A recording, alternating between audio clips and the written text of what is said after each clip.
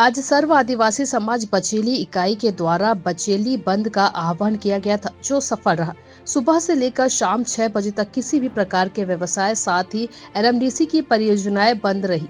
CISF check post पर बैठे आदिवासी युवक युवतियों ने बंद से प्रथम पाली और द्वितीय पाली में उत्पादन 0 रहा और बंद पूर्णतः सफल रहा। नगरनार के निजीकरण के विरोध में, साथ ही पेशा कानून भर्ती में स्थानीय को 100% बातों को लेकर सर्व आदिवासी समाज संभाग बचेली इकाई द्वारा बंद का आह्वान किया गया था।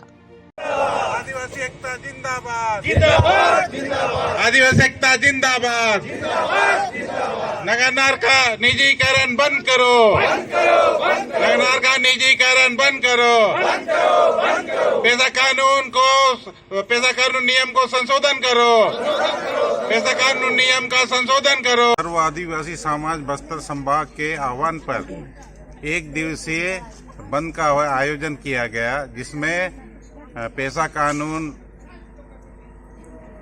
8 अगस्त 2022 को जो लागू किया गया है, उस पेशा कानून में कई विसंगतियां हैं, उनको सुधार किया जाए और वन अधिकार कानून, सामुदायिक वन अधिकार कानून का पालन किया जाए।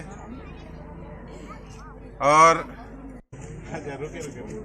भूपेश बघेल जी ने नगरनार स्टील प्लांट के प्राइवेटकरण का विरोध किया था पहले, और उन्होंने कहा था कि हम इसे प्राइवेट नहीं होने देंगे, और अब जब वह प्राइवेट में जा रहे हैं तो वह कुछ नहीं बोल रहे हैं। इस पर क्या बोलना चाहेंगे आप? हम इस पर कड़ी निंदा करते हैं। उनमें वो भी शासन का नियम निभा रहे हैं कि उनको वोट बैंकिंग चाहिए था, तब जाके वो हमारे लोगों को, हमारे जो नगरनार के संबंध में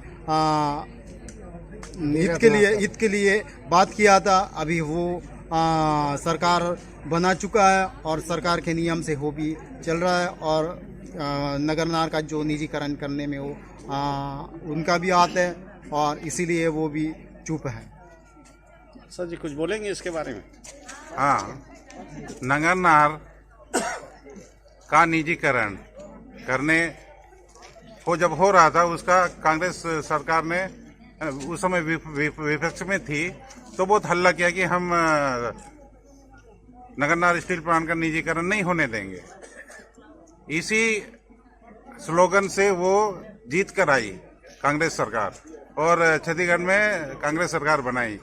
और अब जब निजीकरण होने जा रहा है, तो इस संबंध में कोई भी चर्चा नहीं कर रहा है, विरोध नहीं कर रहा है। इसी को देखते हुए हमारे सर्व आदिवासी समाज बस्तर संभाग के द्वारा यह आह्वान किया गया है कि सरकार भी इस पर कोई बात नहीं कर रहा है। इसलिए उनको अब अनुसूचित क्षेत्र में स्टील प्लांट स्थित होने के कारण इसका विरोध किया जा रहा है कि जब नगरनार स्टील प्लांट लगाने के लिए ग्राम सभा का अनुमति लिया गया था, और अब जब निजीकरण किया जा रहा है तो ग्राम सभा का अनुमति क्यों नहीं लिया जा रहा है?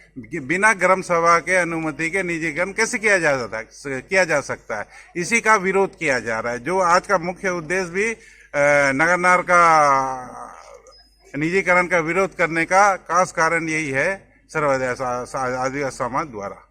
ठीक।